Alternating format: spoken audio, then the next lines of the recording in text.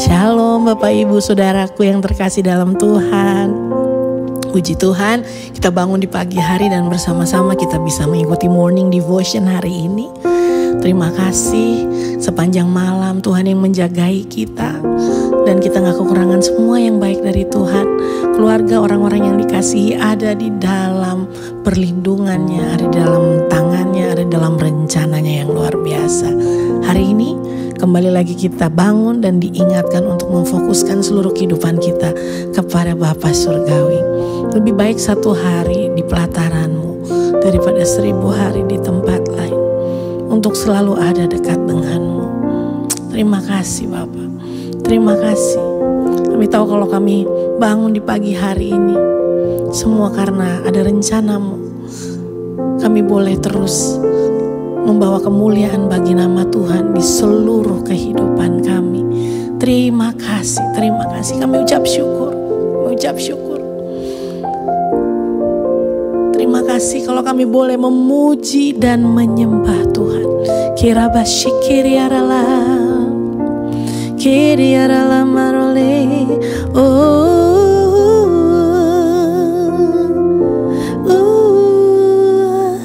Sheramaro leria marala marala la, kemia mamara nama.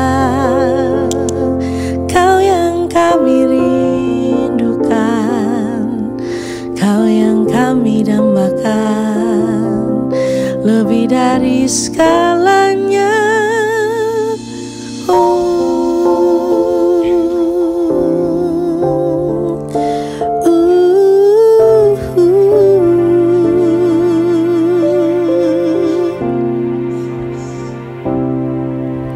Satu hal yang ku rindu,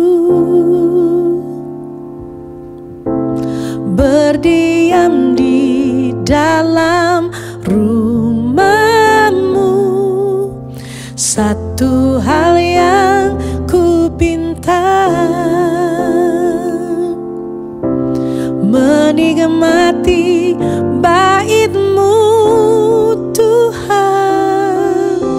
Satu hal yang ku rindu, berdiam di dalam rumah-Mu. Satu hal yang ku pinta, menikmati bait-Mu Tuhan. Lebih baik 1 hari di pelataran-Mu daripada 1000 hari di tempat lain.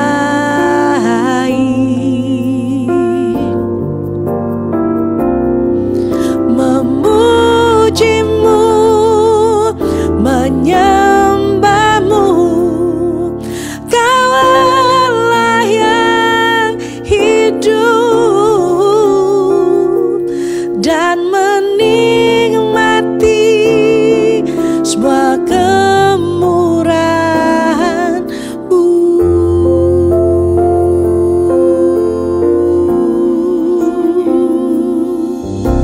Satu hal yang ku rindu, berdiam di dalam rumah-Mu. Satu hal yang ku pinta,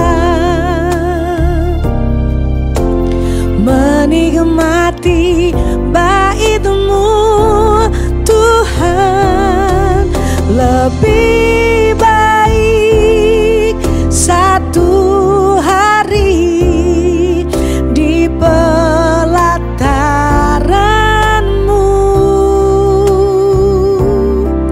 daripada 1000 hari di tempat lain.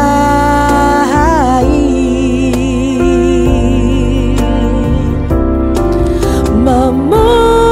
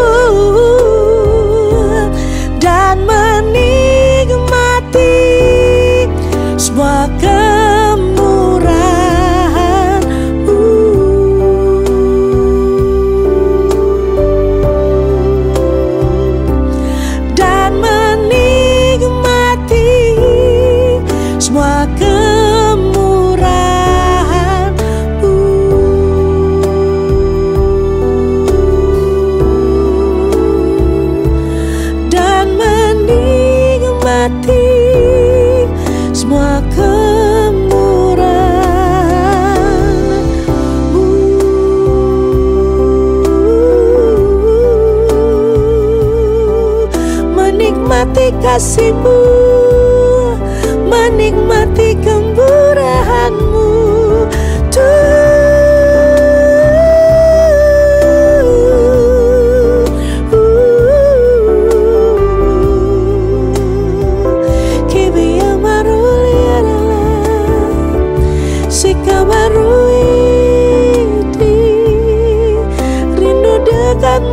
selalu ada dalam pelukan-Mu, ya Tuhanku. Mendengar detak jantung-Mu,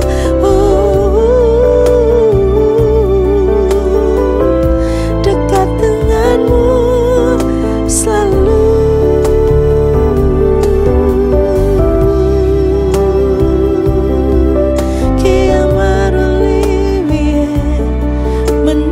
Suara-Mu, nikmati kasih-Mu.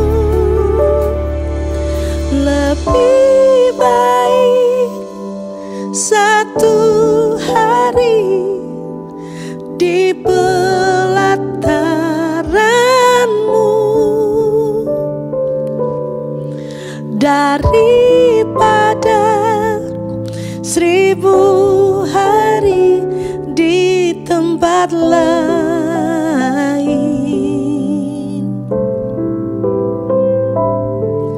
Memuji-Mu, menyembah-Mu, Kaulah yang hidup, dan menikmati semua kemurahan-Mu.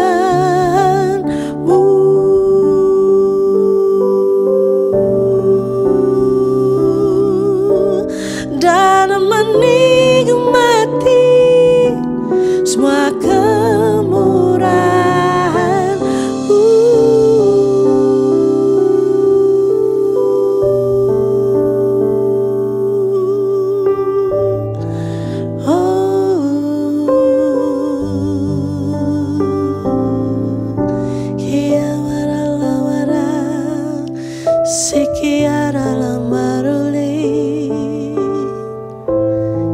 Dekat dengan-Mu, ya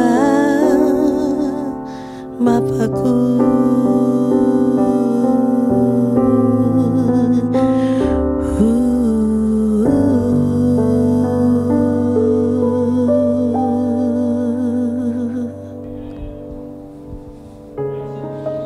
Morning semuanya, shalom, puji nama Tuhan.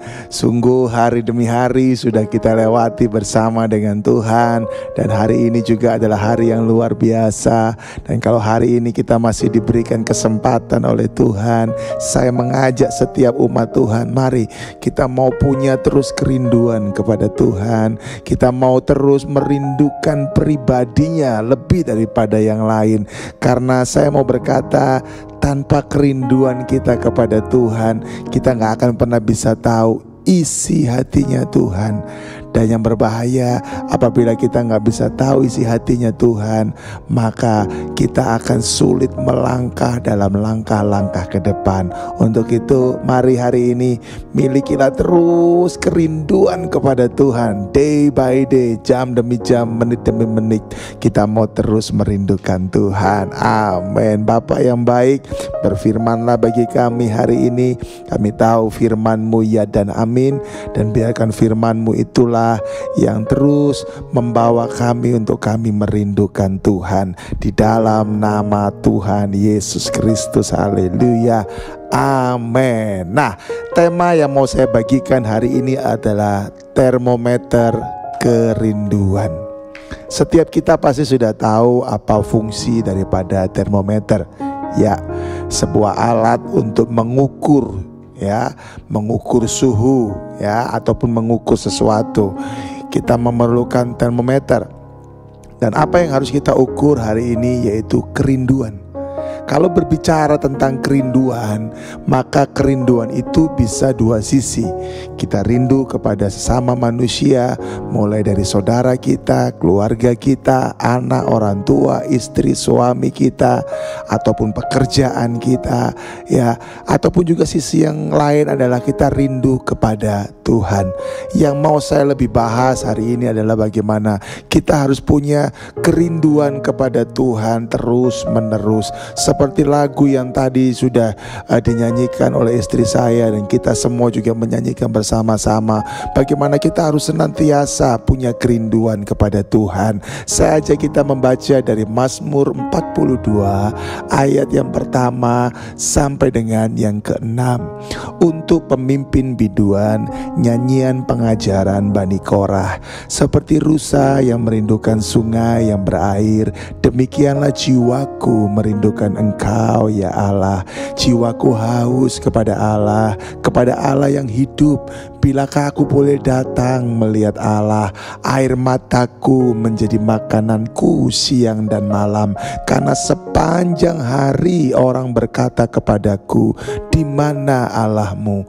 Inilah yang hendak ku ingat sementara jiwaku gundah gulana. Bagaimana aku berjalan maju dalam kepadatan manusia, mendahului mereka melangkah ke rumah Allah dengan suara sorak-sorai dan nyanyian syukur dalam keramaian orang-orang yang mengadakan perayaan.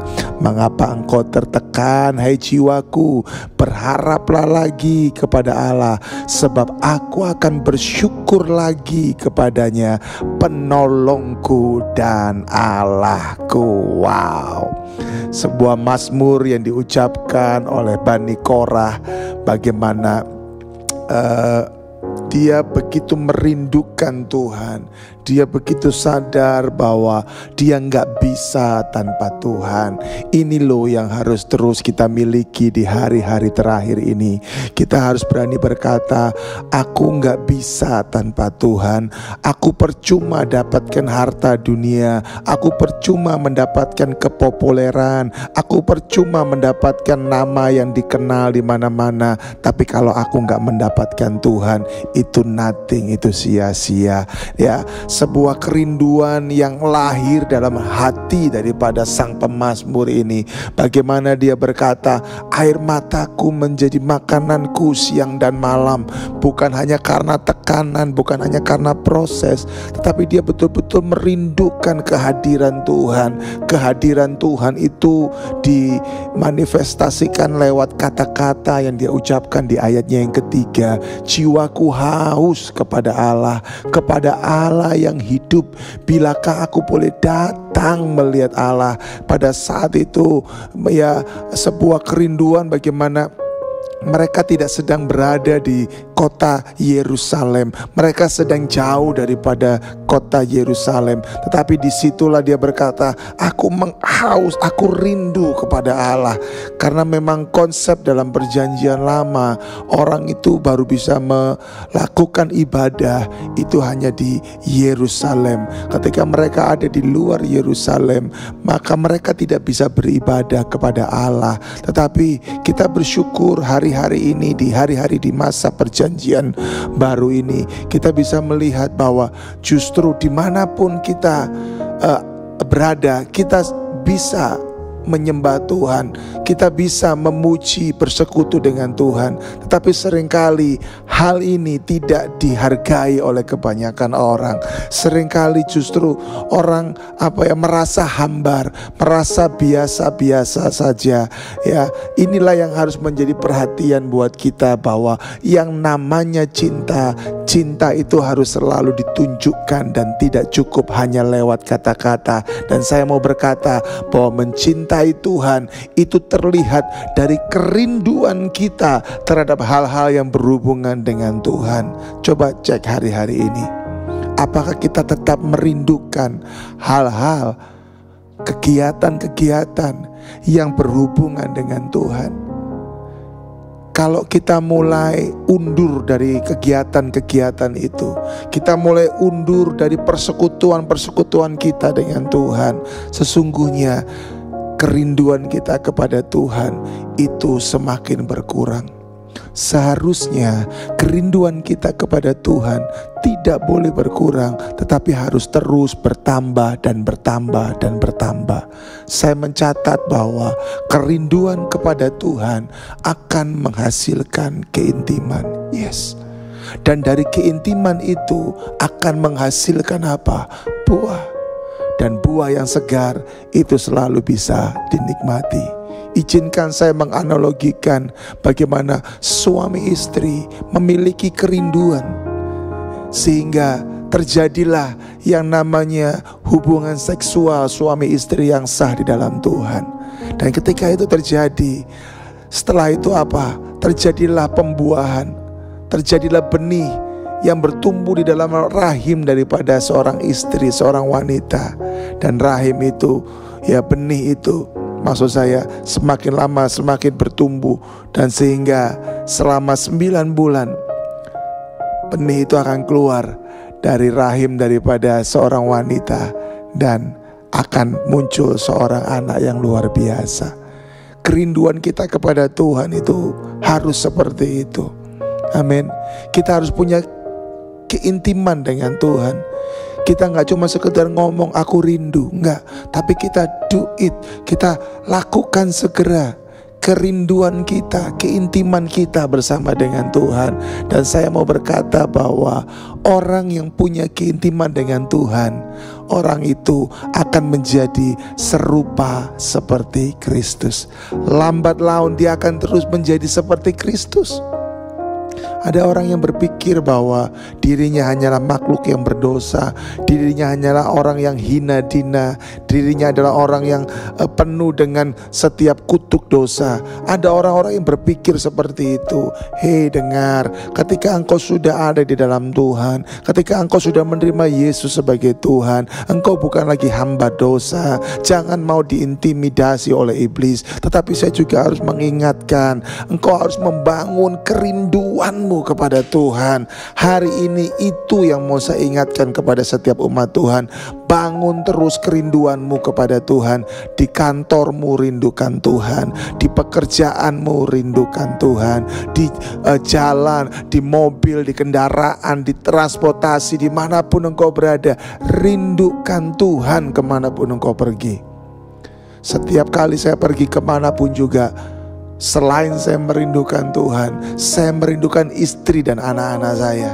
Apa yang saya lakukan ketika saya merindukan mereka? Saya chatting istri saya telepon istri saya chatting anak saya telepon anak saya.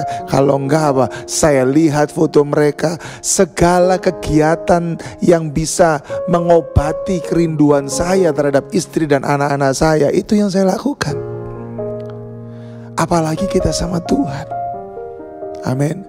Dimanapun kita bisa menyembah Tuhan, bukan? Sangat berbeda dengan apa yang dialami oleh sang pemazmur tadi. Dia tidak sedang berada di kota Yerusalem, tetapi dia tetap merindukan Tuhan. Kita ada dimanapun kita berada saat ini, kita bisa memuji, menyembah Tuhan.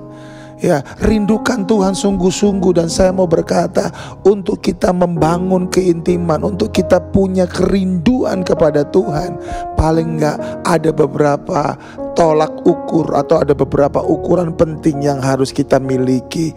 Yang pertama adalah apa? Kerinduan kepada Tuhan itu akan menjadi utama apabila engkau bisa berkata, aku enggak bisa hidup tanpa Tuhan. Yes. Katakan engkau tidak bisa hidup tanpa Tuhan, tetapi juga buktikan lewat tindakanmu bahwa engkau gak bisa hidup tanpa Tuhan. Kita itu dengan mudah hari-hari ini, ya, kita gak bisa hidup tanpa HP kita. Ya, semua ada, bahkan pendeta sekalipun yang membutuhkan HP, karena semua catatan ada di gadget, ada di HP. Ya, semua catatan-catatan khotbah. Saya masih ingat satu kali ketika saya pulang dari perjalanan membawa umat Tuhan ke tanah perjanjian, pet saya ini ketinggalan. Karena biasanya saya taruh di tas di cabin, tapi hari itu pet saya ini saya taruh di tas yang saya masukkan di bagasi. nggak tahu gimana, ada sedikit kesalahan, ada sedikit miss, sehingga saya nyampe di Jakarta, tapi tas saya yang di bagasi tidak nyampe di Jakarta. Akhirnya apa? Ya otomatis iPad saya ini nggak ada. Padahal semua catatan saya khotbah ada di situ, semua data-data pribadi saya ada di situ. Dan saya harus berkata, untuk beberapa hari saya memang harus penyesuaian lagi. Kenapa saya harus penyesuaian lagi? Karena semua yang saya kerjakan itu ada di pad saya ini. Nah, coba, setiap kita sangat bergantung sekali dengan gadget dan juga iPad kita masing-masing atau laptop kita. Pertanyaannya, apakah ketergantungan kita kepada Tuhan itu juga seperti itu? Bahkan jauh lebih kita bergantung kepada Tuhan. Kita jauh lebih merindukan Tuhan. Kita nggak bisa hidup tanpa Tuhan. Dan itu kita tunjukkan dalam kehidupan kita sehari-hari. Tadi pemazmur berkata bahwa inilah yang hendak kuingat sementara jiwaku gundah gulana. Bagaimana aku berjalan maju dalam kepadatan manusia, mendahului mereka untuk kemana? Ke rumah Allah. Hati-hati.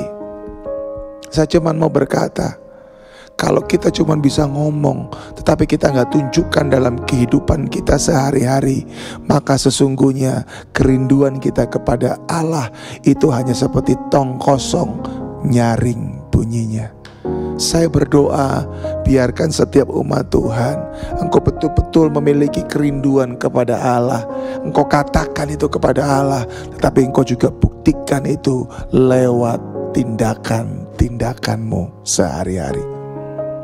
Jangan pernah menjauhkan diri dari pertemuan-pertemuan ibadah. Jangan pernah menjauhkan diri dari komunitas-komunitas rohani. Jangan mengisolasi dirimu sendiri. Ya, hati-hati. Saya mau ingatkan, teknologi bisa membawa engkau jauh dari Tuhan. Teknologi bisa membawa engkau jauh dari persekutuan dengan Tuhan. Tetapi juga teknologi bisa membawa engkau jauh dari kehidupan bersosial, bermasyarakat. Hati-hati. Ketika engkau mulai jauh, ketika engkau mulai menyendiri, hati-hati. Kejatuhan Raja Daud dimulai ketika dia tidak masuk dalam medan peperangan, ketika dia sendiri, ketika dia seolah-olah dia berkata dia mau beristirahat, tetapi dia tidak menggunakan waktunya dengan baik. Waspadalah umat Tuhan. Yang kedua yang harus kita perhatikan juga adalah apa? Setiap kerinduan, setiap keintiman selalu membutuhkan pengorbanan. Ya, tanpa pengorbanan, ya engkau nggak bisa ngomong engkau rindu sama Tuhan. Nah, ketika kita rindu sama Tuhan, kita harus siap berkorban sama Tuhan. Kadang-kadang kita harus berkorban ego kita. Kadang-kadang kita harus berkorban perasaan kita. Kadang-kadang kita harus berkorban melawan pola pikir kita yang salah. Kita harus berkorban mungkin di tengah-tengah segala keterbatasan kita. Kita harus berkorban, kita harus melakukan sesuatu di mana itu semua menunjukkan tentang kerinduan dan keintiman kita kepada Tuhan. Saya cuma mau berkata kepada setiap jemaat Tuhan, karena saya tahu bukan cuma orang GBI yang mengikuti program Morning Devotion ini. Ya, ada beberapa denominasi yang saya tahu juga mengikuti program ini. Saya cuma mau katakan, apapun denominasi kita, atau apapun latar belakang mungkin teologi yang kita anut, saya cuma mau katakan, ketika engkau merindukan Tuhan, ketika engkau mau bersekutu dengan Tuhan, engkau harus siap berkorban buat Tuhan. Banyak hal, ya. Terkadang kita harus berkorban tenaga, kita harus berkorban keuangan kita harus berkorban mobil kita, sepeda motor kita. Ada banyak hal pengorbanan yang memang kita harus lakukan. Tetapi ingat, disitulah tolak ukur kita, apakah kita merindukan Tuhan atau tidak. Dan yang ketiga, saya cuma mau berkata kepada setiap kita, bagaimana dengan mezbahmu secara pribadi hari-hari ini. Itulah yang saya sebut dengan konsisten. Setiap pagi cari wajah Tuhan. Ketika saya bangun pagi hari, saya nggak pernah cari handphone saya nggak pernah cari medpad saya bangun pagi hari, saya bersama dengan istri kita memuji, menyembah Tuhan, kita berdoa, kita mengucap syukur kepada Tuhan. Saya cuma mau katakan kepada setiap umat Tuhan, perbaiki mezbahmu. Ketika engkau tidak bisa memperbaiki mezbahmu, maka jangan pernah katakan engkau merindukan Tuhan. Maaf saya pakai kata ini, bullshit, bohong. Kalau engkau merindukan Tuhan, engkau siap untuk terus membangun mezbah. Engkau bahkan memperbaiki mezbahmu yang sudah berantakan. Saya cuma mau mengingatkan kepada para hamba-hamba Tuhan, pelayan-pelayan Tuhan, ingat, jangan terjebak dengan rutinitas pelayanan di mimbar. Pelayanan yang utama adalah bagaimana engkau bersekutu dengan Tuhan. Pelayanan di mimbar ini cuma bagian, efek, dampak, ya, hanya sebagian kecil saja. Tetapi yang paling penting, yang paling luar biasa adalah ketika engkau punya hubungan pribadimu dengan Tuhan. Dan saya mau berkata kepada setiap kita, lebih baik 1 hari di pelataran Tuhan daripada 1000 hari di rumah orang fasik. Kenapa? Karena di rumah Tuhan, di pelataran Tuhan, ada semua yang kita perlukan. Di rumah Tuhan, di pelataran Tuhan, kita akan dicukupkan, kita akan mendapatkan yang kita butuhkan. Yes, haleluya. Engkau yang membutuhkan dihargai di dalam hadirat Tuhan, engkau akan mendapatkan penghargaan. Engkau yang butuh dipuji, di dalam hadirat Tuhan engkau bisa mendapatkan pujian. Haleluya, amin. Untuk itu hari ini mari setiap jemaat Tuhan, biarkan kita berani berkata, air mataku menjadi makananku siang dan malam. Karena apa? Karena banyak beban? Bukan. Karena kita merindukan Tuhan. Karena kita mau berkata, aku gak mampu tanpa Tuhan. Kita tunjukkan lewat kata-kata kita, kita tunjukkan lewat perbuatan kita, kita perbaiki mezbah kita kembali, dan kita selalu siap untuk berkorban bagi kemuliaan nama Tuhan. So hari ini biarkan termometer kerinduan ini betul-betul kita praktekkan dalam kehidupan ini. Dan saya percaya tekanan-tekanan apapun yang ada di dalam jiwa kita sekalipun, itu akan bisa kita lawan, akan bisa kita kalahkan. Karena apa? Karena kita punya persekutuan intim dengan Tuhan. Kenapa orang seringkali bisa frustasi? Kenapa orang seringkali bisa stres? Kenapa orang seringkali bisa stres dalam arti stres sampai stres berat, ya, bukan stres yang hanya stres ya biasa gitu, enggak, tapi stres berat, ya, depresi sampai seperti itu. Kenapa? Karena gak punya hubungan dengan Tuhan. Setiap orang yang punya hubungan dengan Tuhan, di tengah-tengah tekanan apapun, dia akan tetap berkata, tenanglah jiwaku, tenanglah jiwaku. Haleluya. Mari kita berdoa. Bapa yang baik, hamba-Mu selesai hari ini, dan biarkan sungguh umat-Mu hari ini mempraktekkan firman-Mu. Termometer kerinduan ini betul-betul ditangkap dan dipraktekkan, dan mereka segera mengambil keputusan untuk mereka memperbaiki tingkat keintiman mereka dengan Tuhan. Terima kasih Bapa, aku melepaskan segala berkat yang terbaik atas umat-Mu hari ini di dalam nama Tuhan Yesus Kristus. Haleluya, amin. Puji nama Tuhan. God bless.